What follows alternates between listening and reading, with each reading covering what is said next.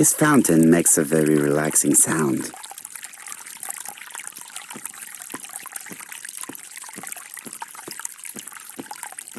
This wisteria is in full bloom.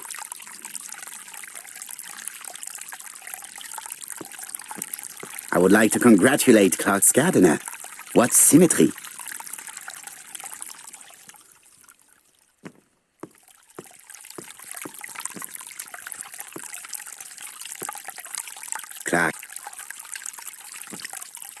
Clark's greenhouse. It must hold some rare plants.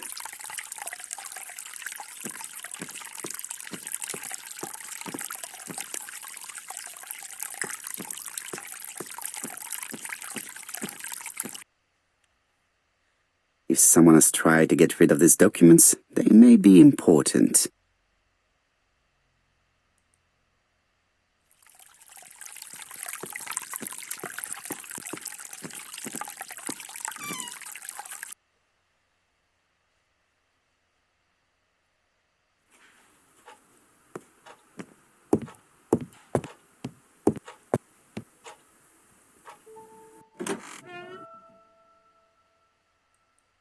I must put the skeleton key back and inform Hastings that I'm returning to London.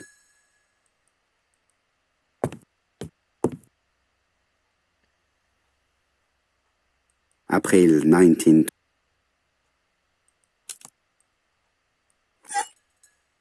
Perfect. Nothing else is keeping me here.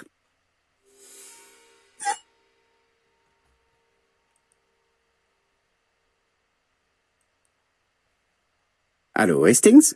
I have finished in Sherstone. I will take the first train.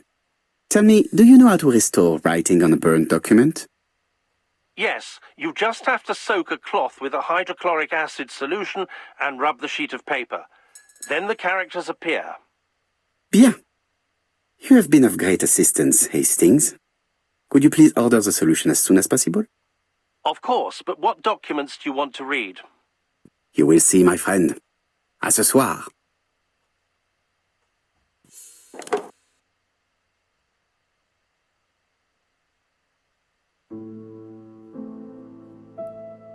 Donald Fraser is here. He insisted on waiting to see you.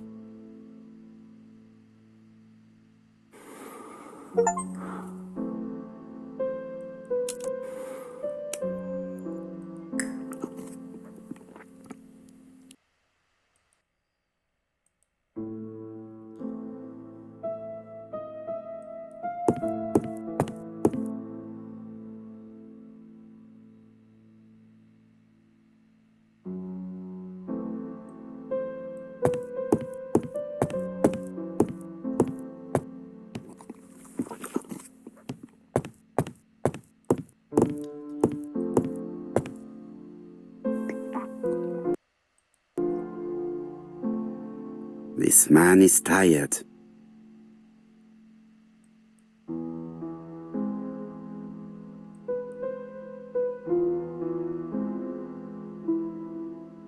Donald is short of sleep, and it looks as if he didn't even bother to undress before going to bed.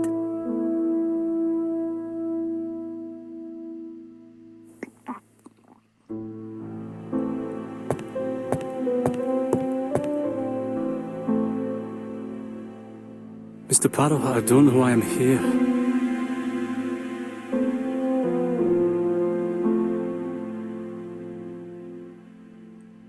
You wanted to talk, and you came to find the only man capable of hearing you. Mr. Poirot, since Betty's death, I've doubts about myself. I don't know what to do. And I keep having a horrible dream 3 nights in a row.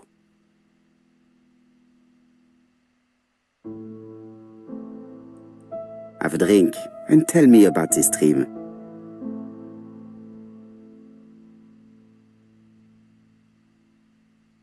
It's always the same. I'm on the beach with Betty. I grab her around the throat, and I squeeze, and squeeze until she's dead. Her head falls back, and I see that it's no longer Betty. It's Megan's face. Have you seen Megan Barnard recently? Yes, our grief has brought us together. I never really knew her before. She's really quite a remarkable girl. But I would never tell her about my dream. Why not? Is it her you are attacking in your dream? No, it's Betty. And once Betty is dead, it's Megan's face that appears in its place. Very interesting. Let us now try and get our brain cells to work.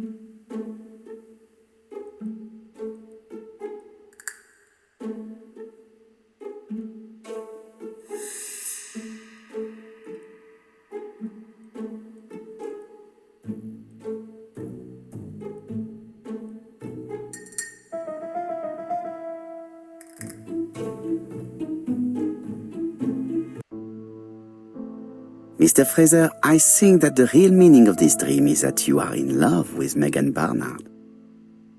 Please go on. Do. This dream certainly betrays your guilt. Oh. But what do you feel guilty about? Having killed your fiancée? Possible. Or forgetting her very quickly for her sister? Certainly. And this forgetting is perceived as a second death. So you don't really think I was the one who killed Betty? I do not exclude this theory. I am simply saying that I do not need to know that fact to explain your dream and your guilt. Thank you for being frank, Mr. Poirot. You've helped me a great deal. I'm going back to Bexhill. I'll not take any more of your time up. It is late, Mr. Fraser, and you are tired. I'll sleep on the train. I like trains. It's easy to sleep rocked by the sound of the wheels. Poor boy, he seems completely lost. Well, women seem to like him. I think Megan will take care of him. Oh, I remember. Did you order the product I needed? Yes, we'll be receiving it tomorrow. Bien, it is late, and I asked Miss Gray to come tomorrow morning. I have a few questions I wish to ask her.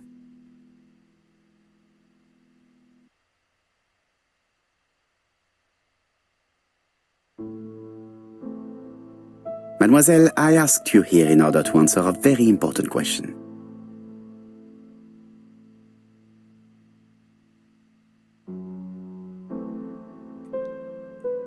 Am I right in thinking you said that you did not speak to anyone on the day Sir Carmichael was murdered? It's the absolute truth. Yet, Lady Clark maintained that she saw you talking to a stranger on the front doorstep. Really? She must have been mistaken. Oh, I remember now. I'd forgotten all about it, but it wasn't important. It was just a salesman. One of those traders who sell stockings from door to door. Can you describe him to me? Medium size, glasses, dark suit, and a felt hat. Not the sort of man you notice. Completely harmless. That's why I forgot all about him. Nothing else? He was very hesitant and shy. Usually door-to-door salesmen are very confident, but he wasn't.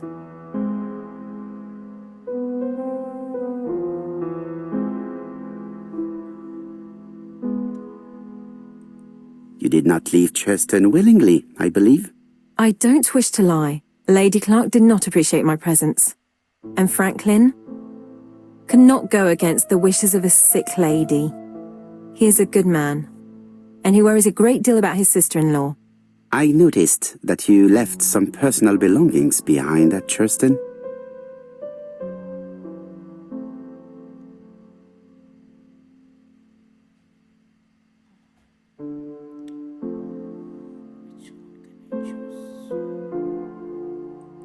It was too risky for you to keep these objects, am I correct?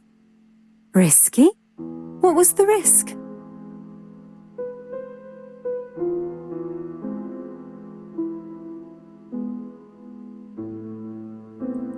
You know very well what Lady Clark might have said if you had kept these objects. Indeed. These objects were gifts. But Lady Clark would have been convinced that I'd stolen them. By returning them, I put an end to such evil gossip. Bien. I must ask you one last question. Please reply frankly with either yes or no. If Lady Clark had died, would you have agreed to marry Sir Carmichael if he'd asked you? How dare you ask such a question? Sir Carmichael treated me just like his daughter. And all that I ever felt him was affection and gratitude, nothing else. Thank you, mademoiselle. I will not keep you any longer.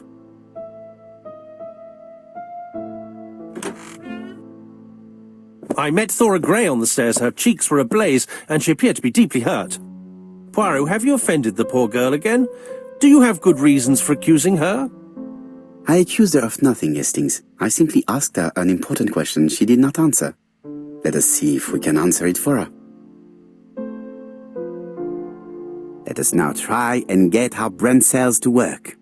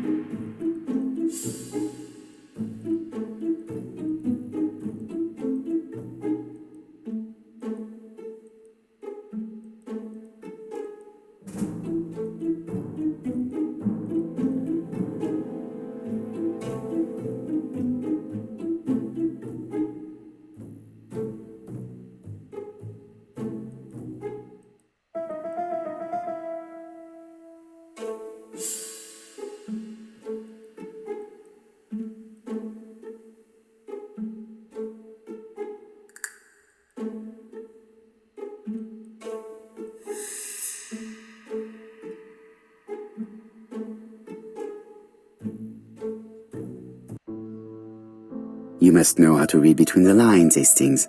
When Sir Carmichael refers to paternal affection, he's lying to himself. Read this engraving on the brooch. A dark dragon for an angel with glossy hair. These are the words of a lover, not a father. Lady Clark was not wrong. What if Sir Carmichael had fallen in love with his secretary? That doesn't mean that she forced him to do so. True, there are extenuating circumstances. She is a penniless orphan. But she is calculating.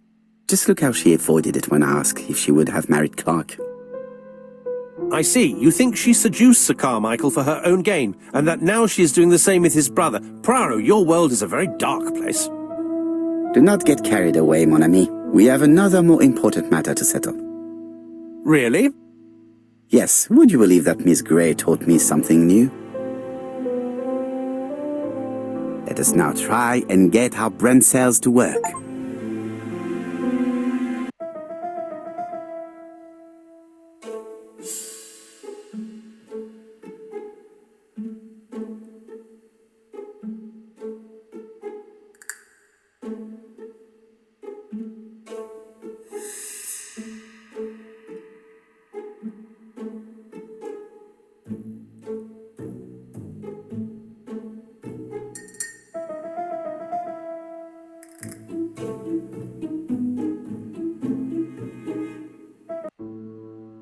It's perfectly clear, Hastings, perfectly clear.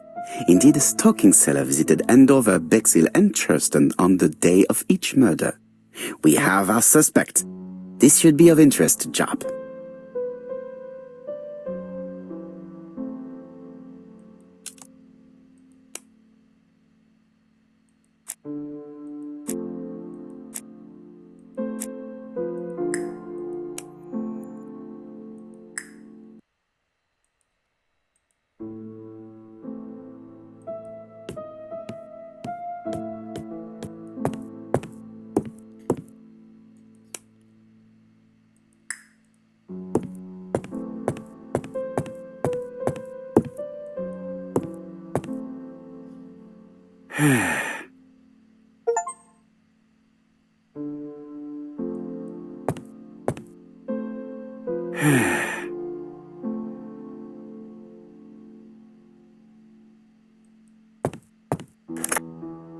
Chief Inspector, we are looking for a stocking salesman.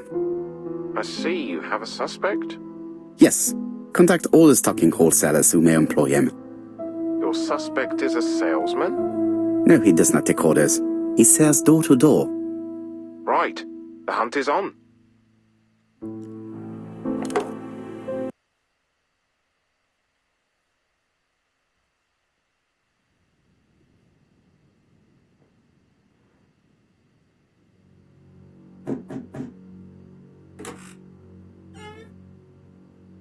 Are you leaving, Mr. Cust?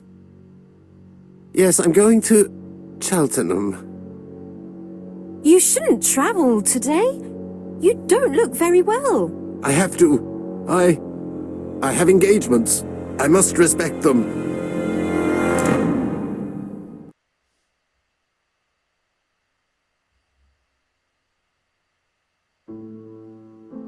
Can you get the post, Hastings?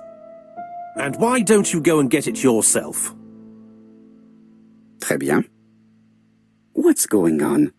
I've never known Hastings to be so disagreeable.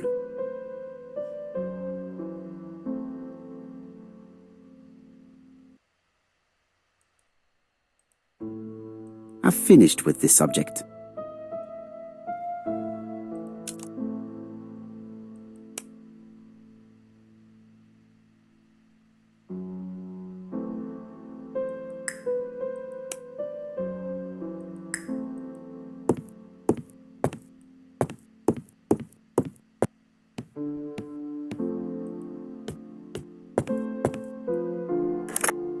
Hello, Poirot?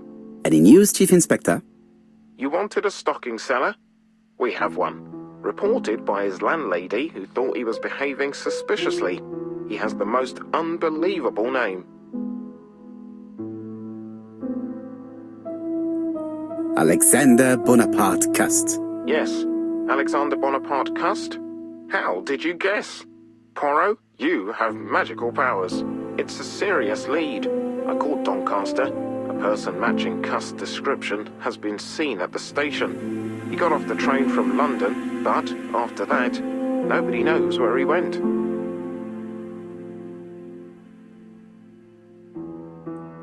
Look for him at the Black Swan Hotel. What? How do you know he's there? Trust me, Chief Inspector. You appear to be very sure of yourself. Very well. I'll call the Black Swan straight away. The owner is going to get a shock when he learns that there's a murderer under his roof. Do your best, Jap. You can count on me. Hastings, everything is at stake. With a little luck, our main suspect will soon be under lock and key. So, has Cust been arrested? Yes, the Doncaster police are sending him by train. That is good news. But why so gloomy, Chief Inspector? Well, when I told the hotel owner that he was sheltering a murderer, he collapsed. He's dead? No, fortunately, but it has taken its toll on him. It has to be said that with his name starting with the letter D, he had every reason to fear Cust. I bet he was going to be the next victim.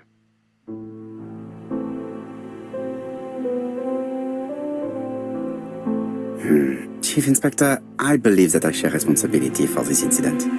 What do you mean? I saw Mr. Dunbar's medical records. His heart was weak. I should have warned you.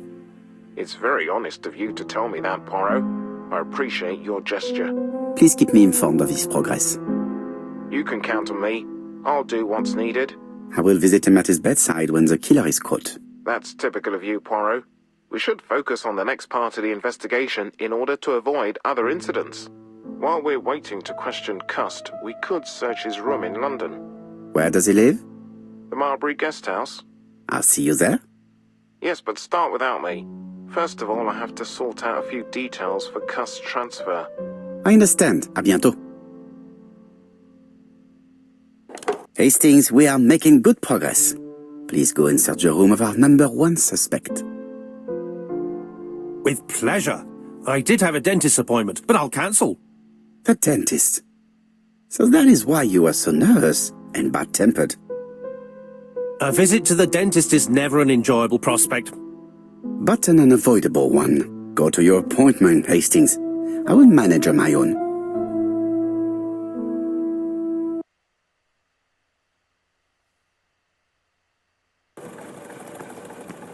To Marbury Guest House, please.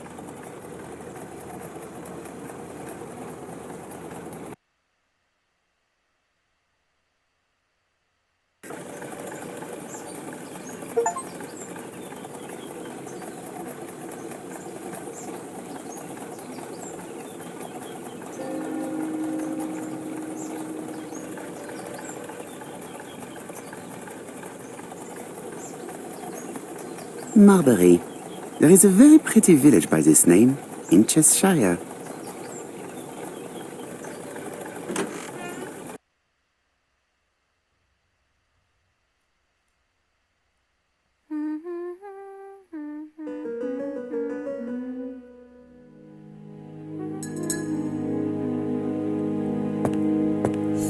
I need the key to Cust's home.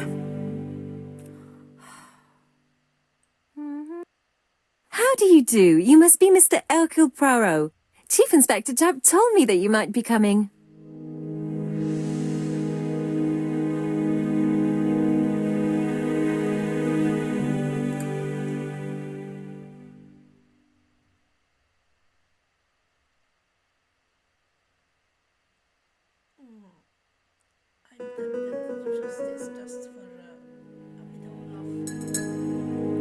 I do not think that this is the right time to be peeling potatoes. My lodgers have got to eat. But you are contravening health regulations. Well, it's not as serious as killing someone. I just wanted to help you. I've suspected him for some time, but he appeared so harmless. Oh yes, sometimes he got angry and waved his arms about. But even then, he wasn't frightening. And he was as gentle as a lamb again immediately afterwards. It was only this morning that I understood. He told me he was going to Cheltenham, But my daughter saw him at Euston Station. It's not the right station. To get to Cheltenham, you have to take the train from Paddington. And what's more, Mr. Cuss left behind an ABC with Doncaster underlined. But when I see how I'm being treated, I wonder if I was right.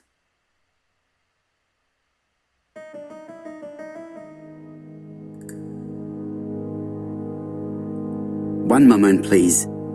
How did you know that Cust had underlined Doncaster in his railway guide?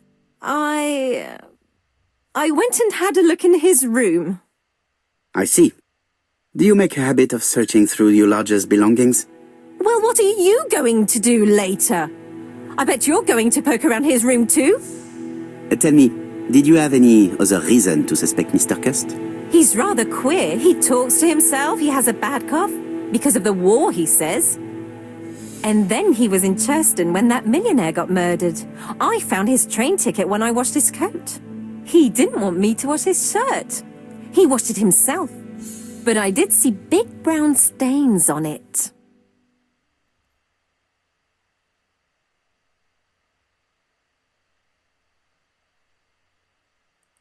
Where were the stains on the shirt? Can't recall. Cust used to travel for his work. Is that correct? Yes, although he was unwell on trains. Do you know where Cust was at the time of the murder in Andover and Bexhill? On June the 21st and July the 25th? No idea. But surely you keep a register. It won't do you much good. Mr. Cuss rents his room for the year. If he goes away for a few days, I have no reason to make a note of it. Ah, I remember one thing. Bexhill's by the sea, right?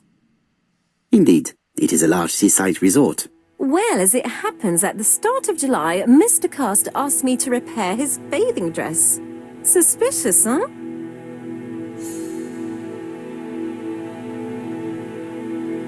Very interesting. Please continue. I also forgot to say that he started buying newspapers that talked about the case.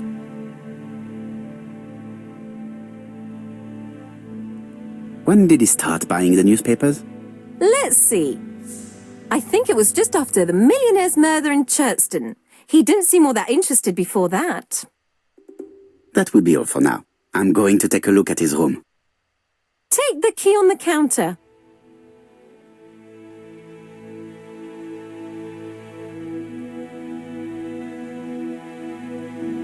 I should check the register.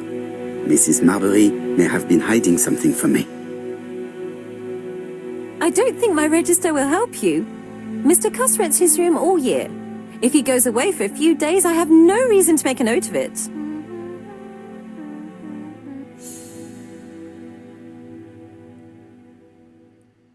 The truth is becoming apparent, and I have something to say to Mrs. Marbury.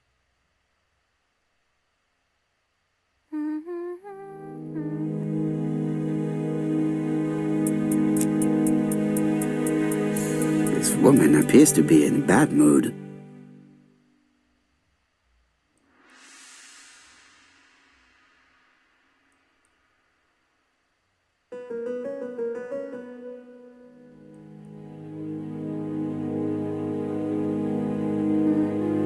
Mrs. Marbury is taking out her bad mood on the evening meal's potato.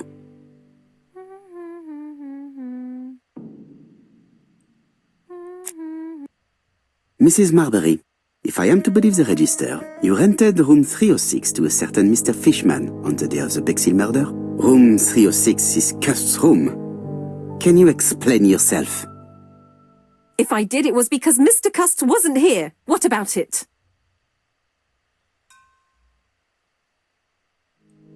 You rented the same room to two people. That's fraud. Calm down, Mr. Poirot. My lodgings were full and I couldn't let poor Mr. Fishman sleep outside.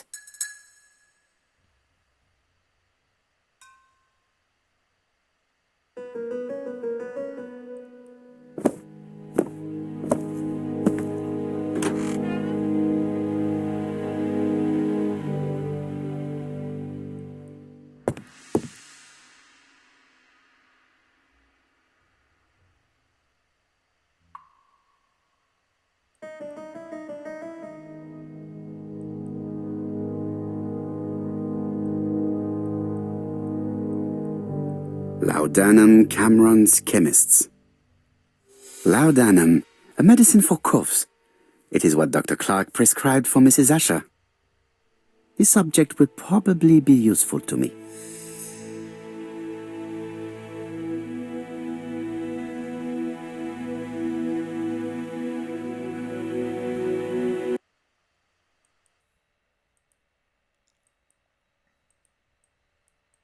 Diethyl barbituric acid, Johnson Company. I know this medicine. It is a powerful sedative. This subject would probably be useful to me.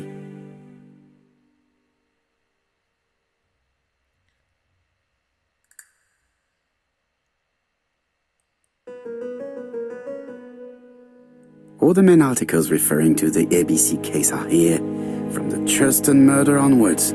Nothing before that date. Trousers, white shirts, everything has been washed very well.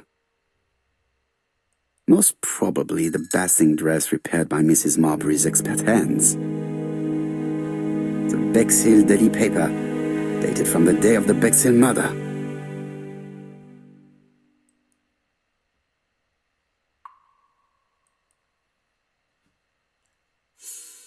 How hopeful. This place is a real mess.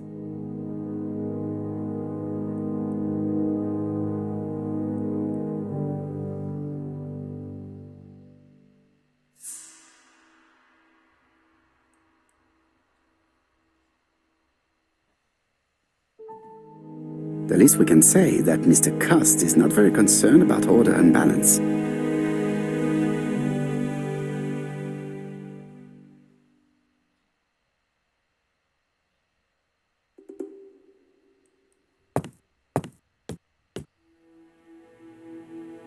It's an ABC.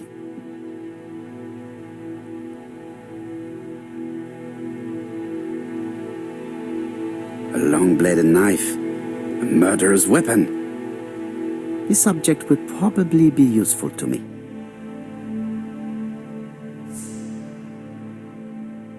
Cust is parsimonious.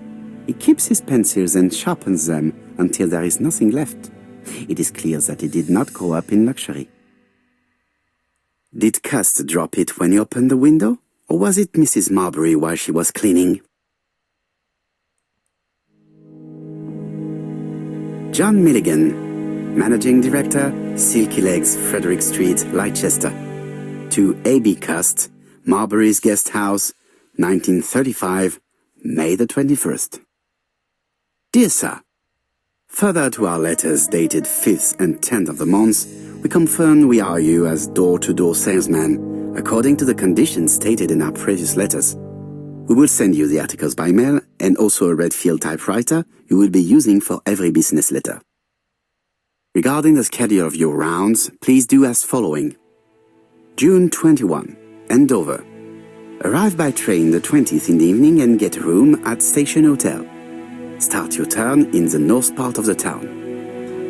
This letter establishes that Cust went to Andover, but the ink has hidden the destinations of his other trips. I know from Mrs. Marbury that he went to Churston. I just have to show that he went to Bexhill, and I will have proved that he was present at all the crime scenes.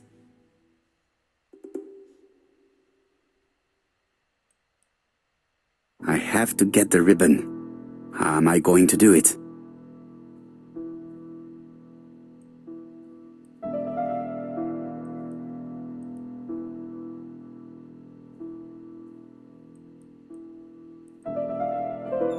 The right-hand reel has been removed.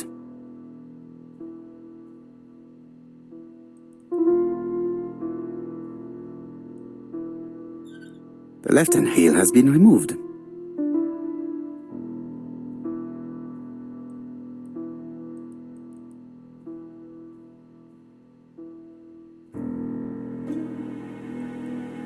Something is blocking the ribbon.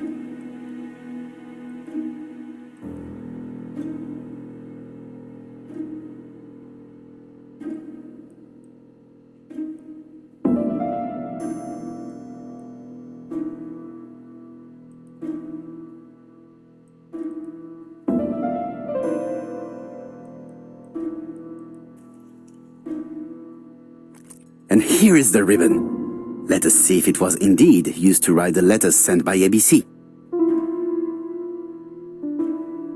I only need the ink ribbon for my inquiry. I will let Jack clean the keyboard if he wishes.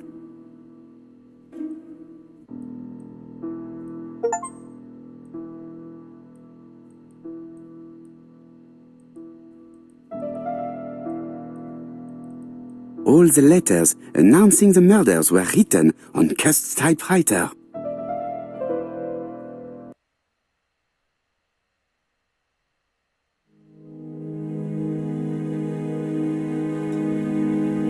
The least we can say that Mr. Cust is not very concerned about order and balance.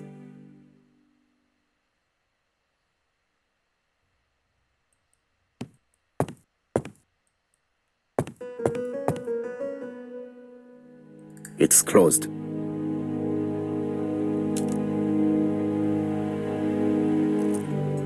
This knife is very useful. Who knows, maybe it never cut anything other than string. Stockings. ABC guys, enough to sign about a dozen murders.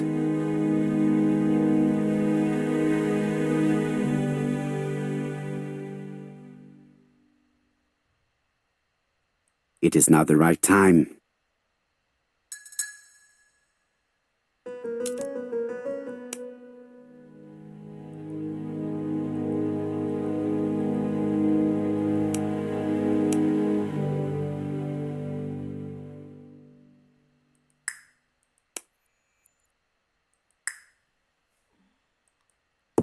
War of 1914-1918.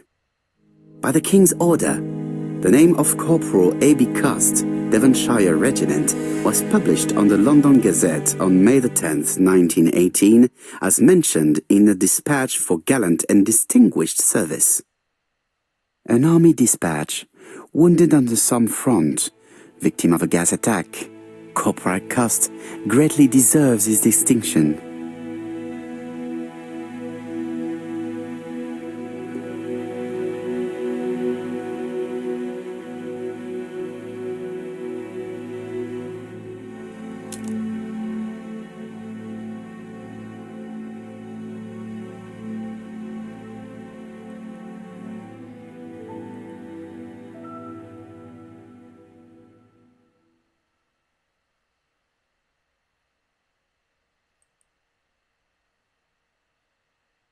This key bears the number 306.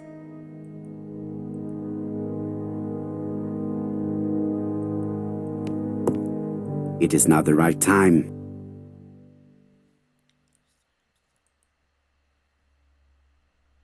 This dark stain. It could be blood, but goodness knows how long it has been there. Let us now try and get our brain cells to work.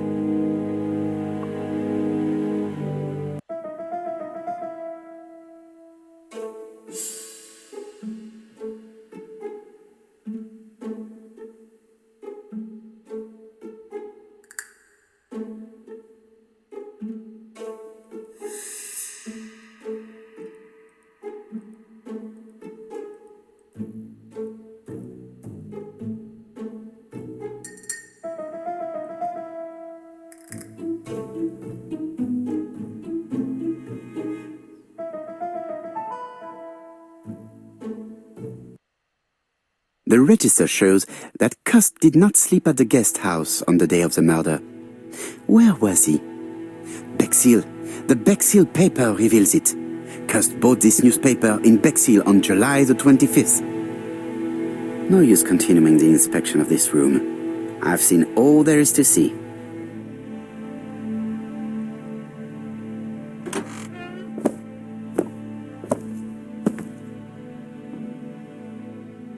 Goodbye, Mrs. Marbury. Thank you for your help. I look forward to seeing you again, Mr. Poirot. Ah, Chief Inspector. I was about to leave. Good evening, Chief Inspector. Welcome. Please excuse me, I must go to the kitchen. I'll leave the key of Mr. Cust on the counter. I'm sorry I'm late. I've spent ages with the Doncaster police. And you? I have established one fact. On 3 occasions, Cust was at the scene on the day of the crimes.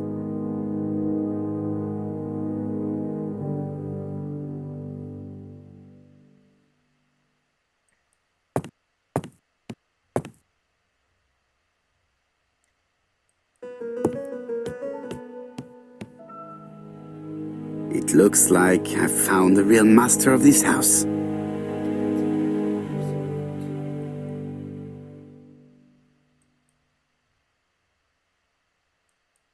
wonder what is it. There is no need to worry about the household cat. I'm sure that Mrs. Marbury lets it do what it pleases.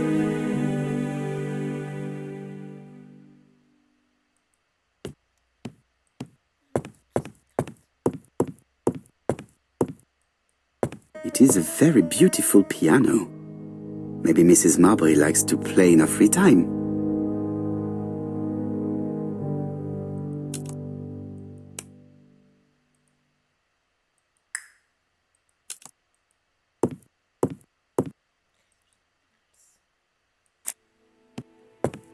I had best talk to Jap.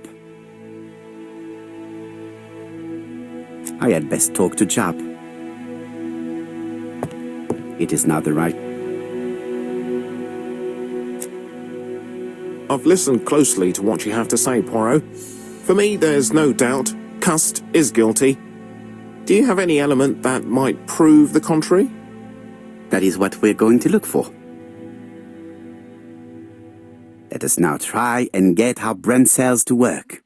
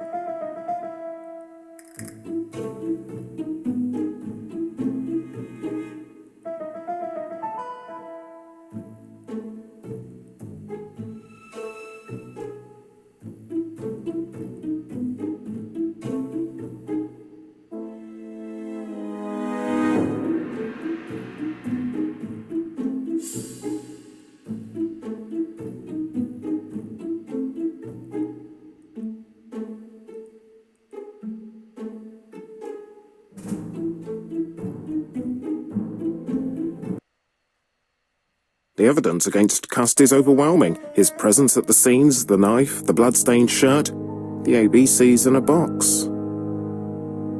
C'est vrai. However, the blood Mrs. Marbury saw on Cust's shirt may have been his own. According to his medical records, he suffers from hemoptysis.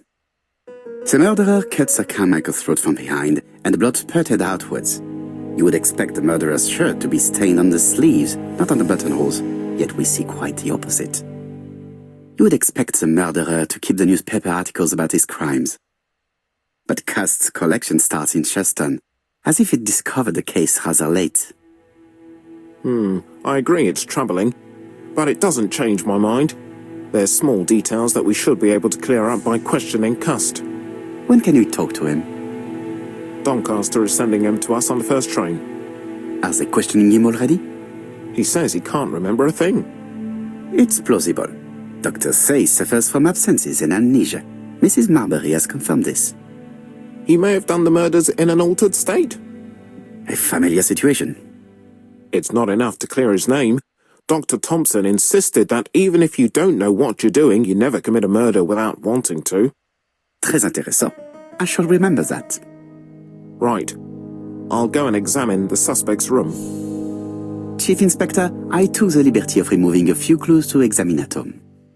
All right, we'll discuss them tomorrow. In the meantime, I'm going to see if you've missed something.